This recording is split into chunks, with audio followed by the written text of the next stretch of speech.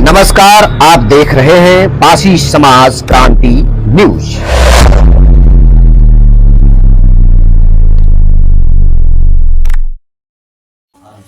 नमस्कार, आप देख रहे हैं पासी समाज क्रांति न्यूज और मैं विजयराज। आज हमारे साथ में है अखिल भारतीय पासी महासभा के प्रदेश महासचिव राम बाबू पासी जी। आप लोगों को मैं लगातार एक खबर दिखाता रहा। वह खबर हरदोई से संबंधित थी और हरदोई की एक तहसील है संडीला, और उस संडीला को बसाने वाले महाराजा सलिहा पासी जी थे और सलिहा पासी जी के नाम को विद्रूपित किया गया अरपंसी समाज के द्वारा। और उस इतिहास को लेकर राम बाबू पासी जी ने कई दिन जिलाधिकारी कार्यालय के सामने धरने पर रहे और समाज को एक दिशा देने का काम किया कि समाज हमारा कमजोर नहीं है, और वो संदेश पूरे देश में गया। आज 3 जनवरी 2025 है और आज पासी समाज की बड़ी जीत हुई और उस जीत में जिलाधिकारी महोदय ने दोनों पक्षों के प्रतिनिधिमंडल को अपने एविडेंस प्रस्तुत करने के लिए बुलाया था। उस प्रतिनिधिमंडल में अखिल भारतीय पासी महासभा के जो प्रदेश महासचिव हैं, जो मेरे साथ में हैं, राम बाबू पासी जी थे, और वरिष्ठ अधिवक्ता हाईकोर्ट के सुशील रावत जी थे, और वरिष्ठ साहित्यकार रामदयाल वर्मा जी और कुंवर प्रताप रावत जी थे। 4 लोगों के प्रतिनिधि मंडल के साथ हमारे समाज के लोगों ने जिलाधिकारी के सामने अपने एविडेंस प्रस्तुत किए। इस खास वार्ता में पासी समाज के सामने जिलाधिकारी महोदय और विपक्ष जो अरपंसी समाज के लोग थे, उनके बीच में क्या वार्ता हुई, इस पर मैं बात करूंगा। बहुत बहुत धन्यवाद राम बाबू पासी जी आपको। आज जो आप लोगों को जिलाधिकारी महोदय के द्वारा बुलाया गया था कि महाराजा सलिहा पासी जी के एविडेंस के साथ आप लोग प्रस्तुत हुए, इसमें क्या चर्चा हुई? आप लोग समाज हमारा जानना चाहता है कि इसमें पासी समाज के पक्ष से क्या क्लूज निकल गया है। जी बहुत बहुत धन्यवाद पत्रकार महोदय। जैसा कि विवाद चल रहा था और ये विवाद जो 27 नवंबर को विधायिका और उनके ससुराल सिंह के द्वारा महाराजा सलिहा पासी को विद्रूपित करके जो नाम और गुरुद्वार बनवाए गए, विधायक नीति का जो गलत दुरुपयोग किया गया है और उससे हमारा पूरा पासी समाज पूरे भारत का जो है आक्रोशित था, आक्रोश में है और वो लड़ाई पूरा पासी समाज लड़ रहा था। और 9 दिसंबर को यहाँ ज्ञापन दिया गया था जिलाधिकारी के द्वारा। उसमें ज्ञापन में मांगे रखी गई थी, तो उसमें समय दिया गया था कि 7 दिन के अंदर अगर हमारी सुनवाई नहीं होती है तो बड़ा आंदोलन करेंगे, बड़ा धरना प्रदर्शन करेंगे। तो जब 7 दिन बीत गए, उसके बाद में वहाँ पर हमने अनिश्चितकालीन धरना प्रदर्शन शुरू किया। वो धरना प्रदर्शन हमारा चला। 21 तारीख को अधिकारियों के द्वारा रिक्वेस्ट की गई कि आप लोग हमको ज्ञापन दे दीजिए और हमको कुछ समय दीजिए, हम आपकी बात सुनेंगे।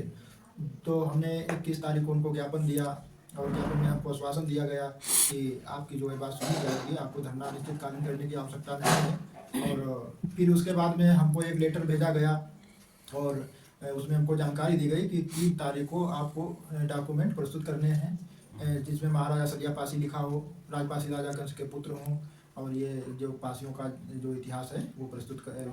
तो उसी को अरपंसी लोगों को भी लेटर जारी हुआ, उनको भी 3 तारीख को जनवरी को बुलाया गया।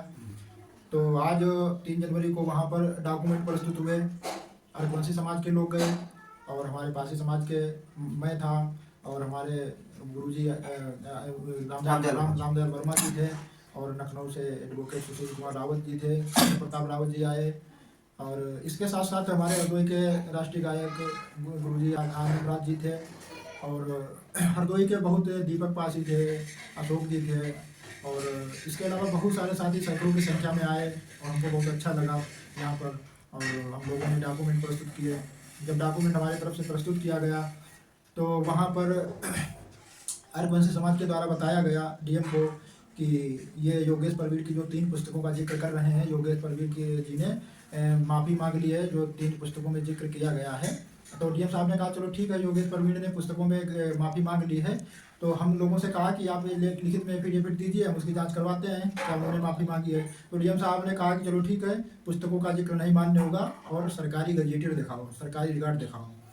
तो हमारे पक्ष से पूछा गया, हमारे इधर से 1877 गजेटियर प्रस्तुत किया गया, 1873 गजेटियर का जिक्र प्रस्तुत किया गया।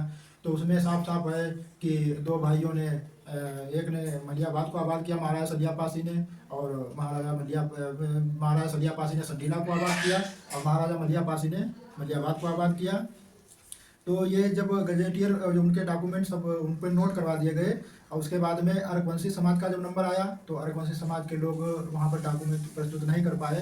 तो जिलाधिकारी के द्वारा बताया गया कि इनके जो डॉक्यूमेंट हैं इनकी आप फोटो कापी ले लीजिए और मैं समय देता हूँ। उन्होंने 20 तारीख तक का समय दिया और अगर 20 तारीख को डॉक्यूमेंट नहीं प्रस्तुत कर पाओगे तो मैं फैसला सुना दूंगा। और यहाँ पर आप आए हो तो डॉक्यूमेंट ले करके आना चाहिए था, डॉक्यूमेंट प्रस्तुत करने चाहिए थे, मगर उनके कहीं पे किसी गजेटियर में ये नहीं प्रस्तुत कर पाए। अर्कवंशी महाराजा सलिया पारसी को अर्कवंशी किसी गजेटियर में वो प्रस्तुत नहीं कर पाए हैं। तो अंततः जो है डिसीजन जिलाधिकारी महोदय को ये लेना पड़ा कि पासी समाज के जो प्रतिनिधिमंडल के जो टीम थी, पासी समाज की तरफ से एविडेंस प्रस्तुत किए गए, उनके पास गजेटियर हिस्टोरिकल एविडेंस थे, जबकि अर्कवंशी समाज के पास कोई ऐसा तथ्य नहीं था, साक्ष्य ऐसा नहीं था जिससे वह साबित कर सकें कि महाराजा सलिया सिंह अर्कवंशी थे। तो इससे जाहिर होता है कि पासी समाज के साथ में एविडेंस भी है और पासी समाज की आने वाले समय में जीत निश्चित है। तो ये जो हिस्टोरिकल तथ्य है, तो राजपासी राजा कंस जो है, जिनका राज्य 1030 के आसपास बताया जाता है, उनके 2 बेटे थे और राजा कंस जो महाराज थे वो कसमंडी के राजा थे और उनके 2 बेटों में मलिहापासी और सलिहापासी थे, जिन्होंने मलिहापासी जी ने मलिहाबाद को बसाया था और संडीला को सलिहापासी जी ने बसाया था।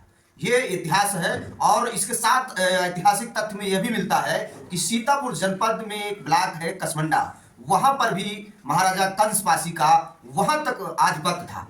तो छोटे मोटे राजा नहीं थे। ये इतिहास एक बहुत ही दिलचस्प इतिहास है और समाज को ऐसे ऐतिहासिक धरोहरों को और ऐसे ऐतिहासिक राजाओं के नाम को बचाने के लिए आगे आना चाहिए।